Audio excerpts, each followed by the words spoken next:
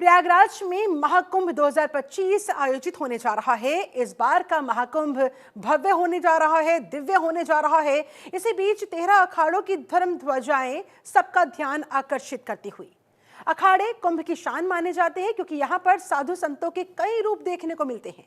इन्हीं अखाड़ों में लहराती ये धर्म ध्वजा उनके वर्चस्व, उनकी प्रतिष्ठा, उनके बल और इष्ट देव का प्रतीक मानी जाती है।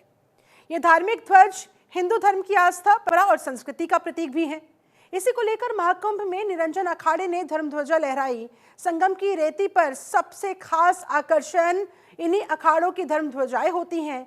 ये धर्म ध्वजाएं अखाड़ों की आन बान शान का प्रतीक है। किसी भी परिस्थिति में धर्म ध्वजा का झुकना अखाड़ों की तरफ से अस्वीकार्य है। महाकुंभ में पूरे विधि विधान के साथ वैदिक मंत्रोच्चार के साथ पूजा अर्चना के बाद ये धर्म ध्वजाएं स्थापित की जाती हैं।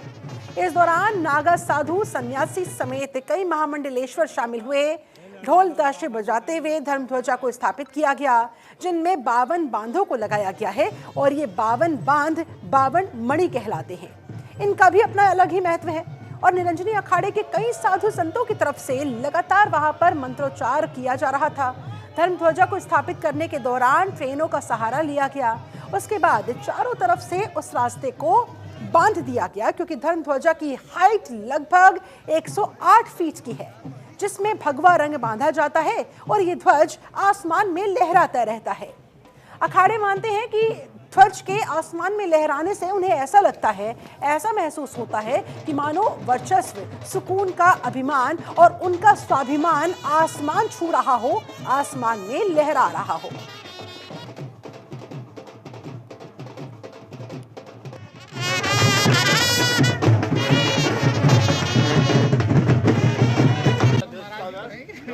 देखो, ये आज से हम गुरु लोगों का आह्वान हुआ है। आज से धर्म की स्थापना का अर्थ हुआ हमने अपने देवताओं को प्रयाग की पवित्र धरा पर आह्वान कर लिया है। ये ध्वज जो है हमारे गुरु महाराज के स्वरूप में आज विराजमान हो गए हैं। आज से ही हम अपने अपने मड़ियों को, जो 18 मड़ियां निरंजन अखाड़े की, वो अपने अपने तंबों को, अपने अपने आसन धुनों की आज से तैयारी शुरू कर देंगे।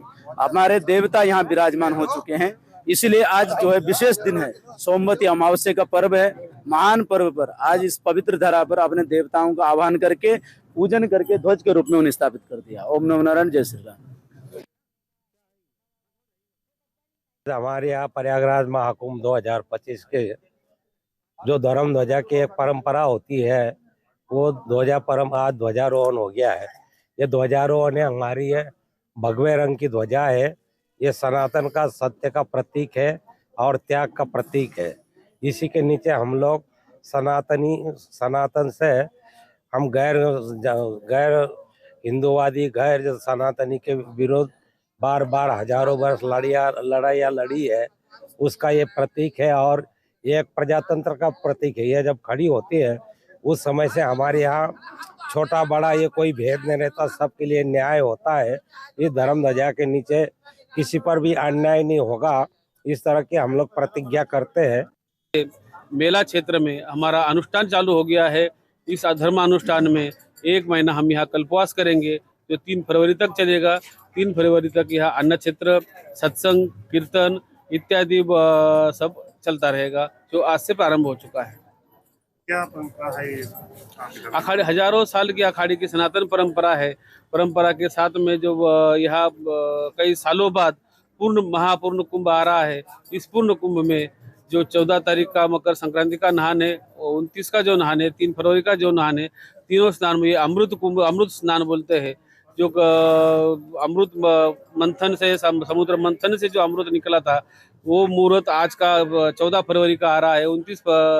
14 जनवरी का आ रहा है, 29 जनवरी का आ रहा है और 3 फरवरी का आ रहा है। उसमें शाही स्नान होगा और आज से अनुष्ठान के लिए यहाँ पर छावनी में शुरुआत होगी। हमारा पंच परमेश्वर प्रयागराज में आगमन हो गया। सभी नागा संत यहाँ आए हुए हैं।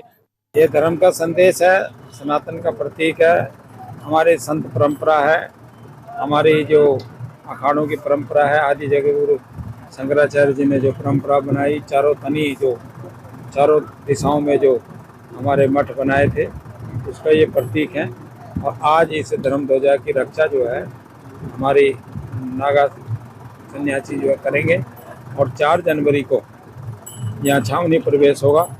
सभी पूरी कैबिनेट अखाड़े की जो है यहाँ पधारेगी और सुचारू रूप से जो भी परंपरा महाकुंभ की है उसकी शुरू। प्रयागराज में महाकुंभ क्षेत्र में निरंजनी अखाड़े की धर्मध्वजा आज स्थापित हो गई है। हम उसी धर्मध्वजा के सामने मौजूद है। ये देखिए निरंजनी अखाड़े की धर्मध्वजा जो है वो यहाँ पर स्थापित की गई है। मंत्रोच्चार के बाद धर्मध्वजा को यहाँ पर लगाया गया है। यानी आज से जो अखाड़े की परंपरा है, जो काम है, वो कुंभ क्षेत्र में शुरू हो जाएगा। और माना जाता है कि धर्मध्वजा की स्थापना के बाद से ही यहाँ पर अन्य क्षेत्र जो है वो शुरू कर जाते हैं। अब देखिए किस तरीके से पूरी तरीके से यहाँ धर्मध्वजा जो है वो स्थापित की जा रही है और धर्मध्वजा जो है वो स्थापित की जा रही है। यहाँ पर महाराज जी है, बात करेंगे महाराज जी किस तरीके से आज धर्मध्वजा स्थापित हो गई है और इसके बाद अब क्या परंपरा रहेगी।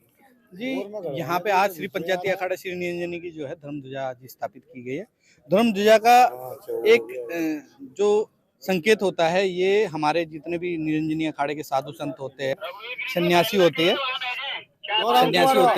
ये जहाँ पे भी देश विदेश में या किसी राज्य में जहाँ पे भी रहते हैं, जब इनको पता चलता है समाचारों द्वारा या किसी द्वारा, तो ये यहाँ के लिए कुंज करते हैं, यानी कि चल पड़ते हैं वहाँ के लिए कि छावनी में धर्मध्वजा स्थापित हो गई, तो यहाँ पे आने की, रहने की और वहाँ से जो भी व्यवस्था होती है उनकी करके आते हैं। और 4 तारीख को छावनी प्रवेश जो होता है हमारा, उसमें बैंड बाजे बारात के साथ में यहाँ पे प्रवेश। महाराज जी मतलब ये माना जाए कि जो बंद इसमें दिए गए हैं, वो बंद का क्या महत्व है। यानी आज से सारे कार्यक्रम जो है वो शुरू हो जाएंगे धर्मध्वजा के नीचे।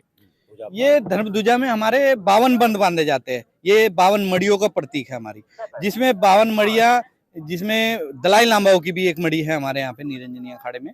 और ये सब अपनी अपनी मड़ियों का एक प्रतीक होता है। आज भी अभी कुछ मड़ियाँ नहीं है अभी चालू, लेकिन उनका हम प्रतीक रखते हैं ताकि वो कभी भी भविष्य में आके जो भी है अपनी मड़ी को चालू करे और रहेगा। महाराज जी किसी अखाड़े के लिए धर्मध्वजा जो शान मानी जाती है। जितने भी हमारे 13 अखाड़े हैं, सभी अखाड़ों की धर्मध्वजा एक शान होती है। और धर्मध्वजा एक धर्म का प्रतीक और एक मान के चलिए एक साधु संतों का प्रतीक होता है कि जिसमें सभी साधु संत यहाँ पे इकट्ठा होके जो पूजा पाठ है, ध्यान है, वो सब कुछ यहाँ पे अगर ये आसमान में लहराती तो यानी ध्वजा लहरा रही है, तो अखाड़े के जो परचम है वो लहरा रहा है।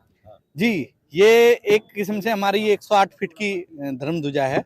इसमें जब ये लहराती है तो एक वो होता ही है कि धर्म का प्रचार और प्रसार, और दूसरा एक शान वो करती है। तो बिल्कुल देखिए धर्मध्वजा केवल धर्मध्वजा ही नहीं है, ये आन बान शान मानी जाती है किसी अखाड़े के लिए। अगर ये धर्मध्वजा लहरा रही है तो यानी उस अखाड़े का गौरव बता रही है, उस अखाड़े की गाथा बता रही है और सनातन परंपरा का वैभव भी दिखाती है। आप मेरा क्षेत्र में कहीं भी जाएंगे तो आपको 13 अखाड़ों की ये धर्मध्वजा जो है वो लहराती हुई दिखाएगी और इस बात की गवाही देगी कि सनातन गौरव कितना बड़ा है। सनातन धर्म की परंपरा को लेकर ये धर्मध्वजा जो है वो लहरा रही है और अखाड़ों का परचम जो है वो आसमान में। और हमारे साथ ग्राउंड जीरो से इस समय हमारे संवाददाता अमित मिश्रा खुद जुड़ गए हैं। सीधा उनका रुख करते हुए, अमित, कौन कौन से अखाड़ों की धर्मध्वजाएं वहां पर स्थापित कर दी गई और कैसे इनकी रक्षा की जा रही है, क्या माहौल वहां, बताएं जरा। बिल्कुल शिल्पा, आपको बता दें कि धर्मध्वजा की अगर बात करें तो धर्मध्वजा जो है वो अखाड़ों की शान होती है, अखाड़ों की शान होती है। और अखाड़े की बात करें तो यह धर्मध्वजा जब आसमान में लहराती है तो अखाड़ों का परचम लहराता है, अखाड़ों का जो आत्मविश्वास है वो लहराता है, क्योंकि धर्मध्वजा में ही सारी कुछ जो है वो समाहित होता है। धर्मध्वजा जो है वो बहुत महत्वपूर्ण माने जाते हैं और धर्मध्वजा को लेकर के बता दें कि विशेष पूजा पाठ किया जाता है, उसके बाद धर्मध्वजा की स्थापना की जाती है। धर्मध्वजा की अगर बात करें तो धर्मध्वजा लगभग 52 हाथ की बनी होती है। यूकेलिप्टस के लकड़ी का इसमें इस्तेमाल किया जाता है, क्योंकि यूकेलिप्टस की लकड़ी जो है वो सीधी होती है और सबसे बड़ी बात वो सबसे लंबी होती है। उसके बाद उसमें 52 बंध बांधे जाते हैं, नारियल की रस्सी का 52 बंध बांधे जाते हैं। और 52 बंधों में बात करें तो 52 मरिया मानी जाती है और इसमें जैन, बौद्ध और धर्मों का भी शामिल किया गया है। हालांकि अगर बात करें तो ये बहुत महत्वपूर्ण माना जाता है। भगवा कलर का जो रंग होता है उसका इस्तेमाल किया जाता है और ये जो परचम है वो माना जाता है कि अखाड़े का परचम लहराया जा रहा है। तो 13 अखाड़ों की धर्मध्वजा स्थापित की जाती है और अगर इस समय हम बात करें तो लगभग कई अखाड़ों में ये धर्मध्वजा जो है वो लहरा रही है, जिसमें जूना अखाड़ा है, आवाहन अखाड़ा है, अग्नि अखाड़ा है, मान बीमारी अखाड़ा है और अब निरंजनी अखाड़े में भी धर्मध्वजा जो है वो लहराने लगी है। और धर्मध्वजा स्थापित होने के बाद से ही जो छावनी प्रवेश होता है, क्योंकि कुंभ नगर जो है वो एक अस्थायी जिला जो है वो बताया गया है जहाँ पर साधु संतों का निवास होता है, जहाँ पर साधु संत रहते हैं, तो वहाँ पर ये धर्मध्वजा जो है वो स्थापित की जाती है। और मंत्रोच्चार है जो विधि विधान से पूजा होती है, क्योंकि इसमें जो अखाड़े होते हैं वो मानते हैं कि इष्ट देव जो है वो निवास करते हैं। बिल्कुल, और इस तरह से वहां पर ये अलौकिक माहौल, अद्भुत और दिव्य माहौल। बहुत बहुत शुक्रिया आपका अमित मिश्रा हमारे साथ जुड़ने के लिए, इन तस्वीरों को हम तक पहुंचाने के लिए बहुत धन्यवाद आपका।